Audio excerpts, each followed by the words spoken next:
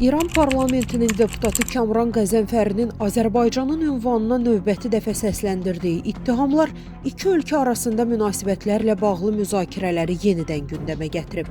Deputat bu dəfə İranın müharibə zamanı Azərbaycana hücum etməyə hazırlaşdığını, lakin prezident Məsud Pezeşkiyanın buna mane olduğunu iddia edib.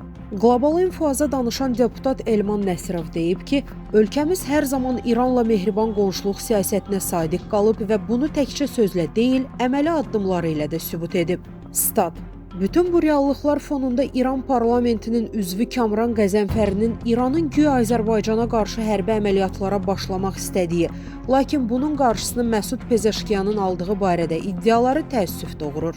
Bu cür reallığa uyğun gəlməyən, təxribat xarakterli ittihamlar səsləndirilib. Deputat bildirib ki, bu fikirləri İranın rəsmi mövqeyi kimi qəbul etmək istəməzdi. Ümid edirik ki, bu yalnız İrandakı müəyyən radikal qrupların mövqeyidir. Hesab etmək istəyirik ki, İran İslam Respublikasının ali siyasi rəhbərliyi bu yanaşmanı bölüşmür.